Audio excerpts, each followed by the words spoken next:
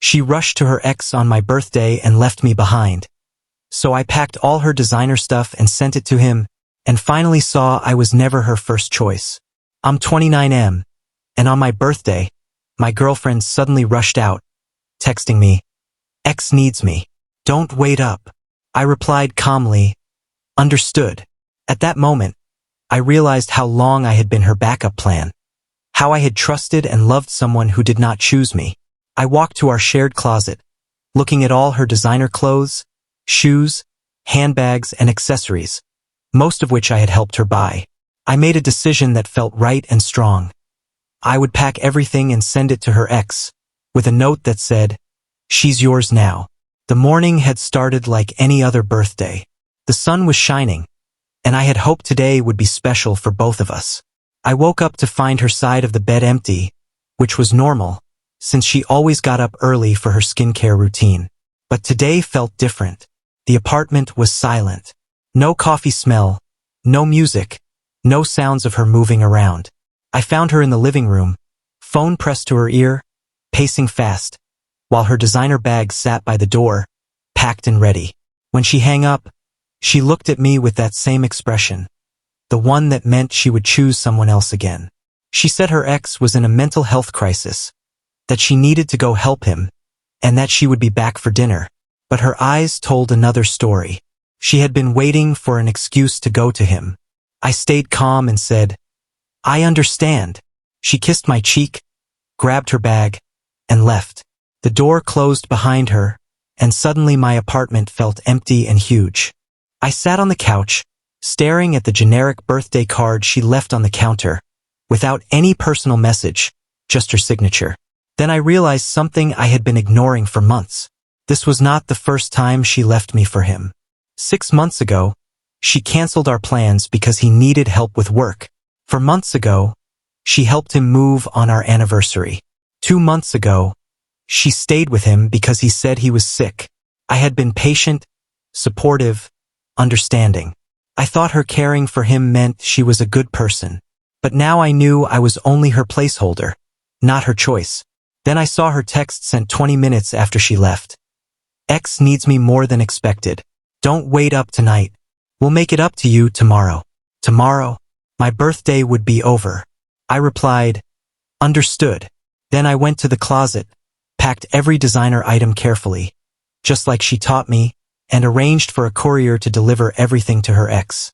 The bracelet at the bottom of her jewelry box with his initial engraved went in too. 3 hours later, she called me. She was crying, explaining that he never called her, that his phone was off, and he had been at work. But when the courier arrived with her things, he got angry. He was seeing someone new, and he did not want her showing up with boxes of her belongings. I told her I would not come. I hung up and blocked her number. Over the next days, friends and family tried to convince me to take her back, but I knew the truth. She had been chasing someone who did not want her. I had finally stopped being her backup, and I felt free. 2 months later, her ex contacted me, apologized, and explained everything. He confirmed she had been creating fake crises to run to him, and that she viewed people as prizes, not as partners to love. I finally understood. I started therapy, learned about boundaries, and slowly began dating again. My birthday next year will be different. I will celebrate with friends who actually care, not with someone who sees me only as a second choice. The best revenge was choosing my own happiness and walking away from her drama. I turned back to the closet, feeling a strange mix of sadness, anger, and relief as I looked at the clothes, shoes, handbags, and accessories that once represented her presence in my life. Every item felt like a memory, a reminder of moments I thought were special, moments I thought we shared, but were clearly just chapters in a story where I was merely supporting her obsessions. I started carefully folding each piece, the Louis Vuitton heels first, followed by the red soles she had worn on a lunch date with him just weeks before, the Hermes bag I had gifted her for Christmas, the matching wallet she never used, the Chanel suits she wore to work to feel powerful. All of them went into boxes with tissue paper between each item, as if I was preserving memories of a life that was never truly mine. The designer dresses she had worn to parties where I was introduced only as her friend were carefully folded and placed in boxes, along with all the jewelry I had bought for her, all the perfumes she had requested because she saw them in magazines, and every silk scarf, cashmere sweater, and leather jacket she had owned. Even the lingerie she claimed was for special occasions, but never wore for me, found its way into the boxes. The workout gear from the gym membership I had paid for but she never used was packed neatly, and finally, at the bottom of her jewelry box, I found the silver bracelet engraved with "Forever Yours," M. her ex's initial. My hands shook slightly as I picked it up, knowing that this small object represented the entire year of lies and hidden priorities that I had been blind to. It went into the box as well. I sat back for a moment, looking around the apartment that felt larger and emptier than ever. The birthday card she had left, the empty coffee cup from the morning, the silence that now filled every corner. It all felt like a sign that this chapter of my life was closing. I took out my phone and called the courier service, scheduling same-day delivery to her ex's address, the very address she had rushed to so many times before, and watched as hours of care, money, and emotional investment were packaged and driven away.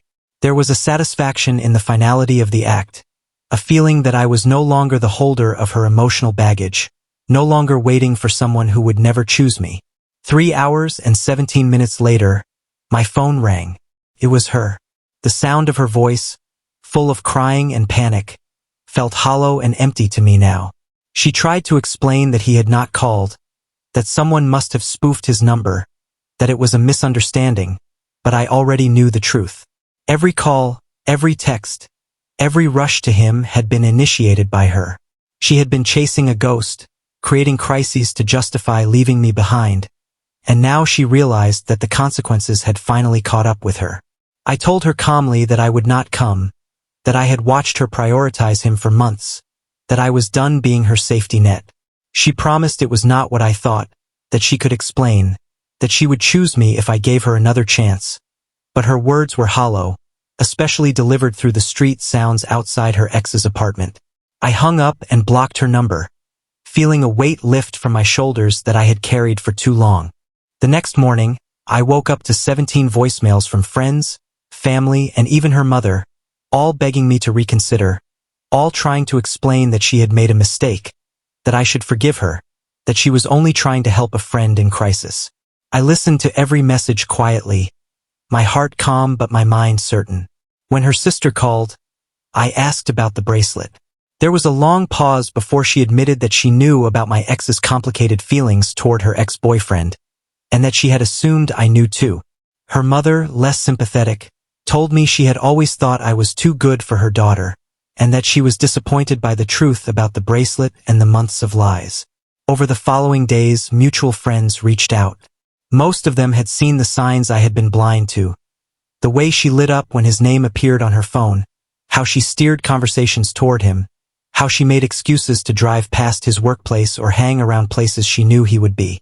One friend told me she had tried to set boundaries with my ex months ago, only to be accused of jealousy and shunned. Another friend confessed that he had seen her parked outside his apartment, sitting in her car, watching him through the windows. The picture became clear. She had been so obsessed with reclaiming her past that she was willing to sacrifice her present. And I had not been her boyfriend. I had been her placeholder. Weeks later, her ex contacted me directly. He was calm, ordinary looking, with tired eyes that showed he had no interest in drama. He apologized for the situation, explained that she had been creating false crises to run to him, and confirmed that he had set clear boundaries all along. He told me that she saw people as prizes to be won, not as humans to be loved, and that I was better off without her. His words hit me hard, but they also brought relief. For the first time, I felt free from the burden of someone who never truly chose me. 2 months later, my ex-girlfriend finally collected her belongings from storage. I heard through mutual friends that she had to ask her parents for money to retrieve everything, that she was telling people I had been heartless, that I had ruined her life over a misunderstanding. But the friends who knew the truth saw the evidence. The bracelet, the phone records, the months of prioritizing someone who did not want her. Her ex moved to another city with his girlfriend to escape the drama she had created, and I could not blame him. No one should deal with that level of obsession from someone's past. As for me, I started therapy. I learned about boundaries, trauma bonding, and how some people become addicted to the chaos of chasing unavailable partners. I learned that I had a tendency to excuse behavior that should have been deal breakers. I learned that my ex's obsession with her past relationship had nothing to do with my worth, and everything to do with her unresolved issues. Slowly, I began dating again, carefully choosing people who actually chose me. My birthday this year will be different.